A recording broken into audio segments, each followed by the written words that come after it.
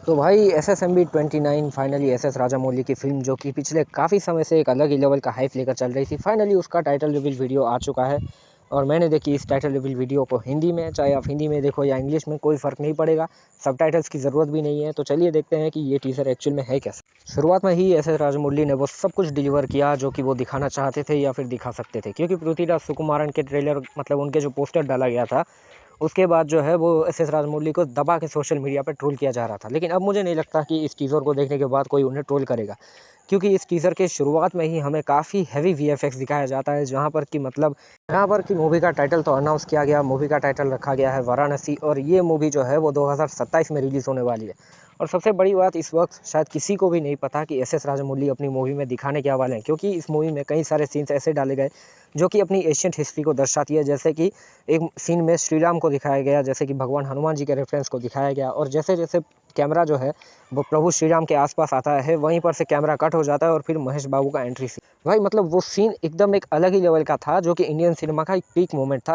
अब जैसे जैसे टीज़र आगे बढ़ता है, VFX का लेवल उतना ही ज़्यादा ऊपर बढ़ते रहता है, जहाँ पर कि स्टार्टिंग से लेकर एंडिंग तक एक नेक्स्ट ही लेवल का VFX दिखाया गया। मूवी में अगर आप किसी सीन से अगर डिसअपॉइंट हो गए तो सिर्फ एक ही सीन से, वो है महेश बाबू का एंट्री सीन। ऐसा इसलिए क्योंकि महेश बाबू जो है वो भी एक रियल कैरेक्टर नहीं है, उनको भी शायद SS राजामौली ने CGI से ही बनाया हुआ है। क्योंकि जब आप इस मूवी में इनके ट्रेलर को देखोगे तो पूरी सब कुछ इतनी दमदार प्रेजेंटेशन तरीके से दिखाया कि मतलब महेश बाबू उस कैरेक्टर के सामने मतलब थोड़े से छोटे पड़ जाते हैं।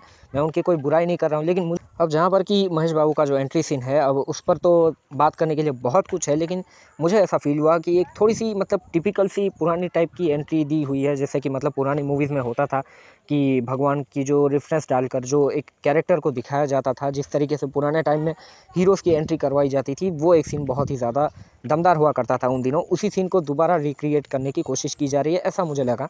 और सबसे बड़ी बात, उस सीन में जो है वो विजुअल इफेक्ट जो है वो सबसे कम और सबसे लो दिखाई देता है। और देखोगे तो VFX जो है वो कहीं ना कहीं थोड़ा सा ऊपर नीचे लगता है, लेकिन फिर भी उसके बावजूद ये जो टीज़र ट्रेलर है ये बहुत ही ज़्यादा दमदार है।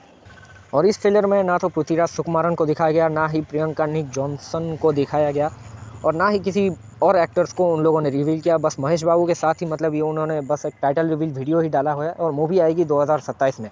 तो VFX को मुझे नहीं लगता कि VFX को लेकर हमें कोई कॉम्प्रोमाइज़ करना पड़ेगा, क्योंकि Indian cinema day by day एक नेक्स्ट लेवल पर लेकर जा रही है। रामायण का ग्लिम्प आने के बाद ये पहली मूवी लगी है जो कि उस लेवल के VFX को शायद मैच कर सकती है। हालांकि SS राजामौली की मूवी है, तो ये मान के चलो कि स्टोरी तो अच्छी होगी, क्योंकि बुरी स्टोरी पे तो वो कभी काम नहीं करते। इस वक्त इस वाली मूवी को आने के लिए तो बहुत वक्त बचा है, तो हम लोग ज़्यादा कुछ तो बात नहीं कर सकते। अभी कई सारी मूवीज़ के बस title announcement, title reveal videos ही आए हैं, और उसके अलावा ज़्यादा कुछ तो नहीं आया है। तो ज़्यादा कुछ जज करना तो उतनी अच्छी बात नहीं। तो चलिए, मैं मिलता हूँ आप सभी को नेक्स्ट वीडियो में। तब तक के लिए अपना ही ध्यान रखो, दूसरों का रखने की ज़रूरत नहीं।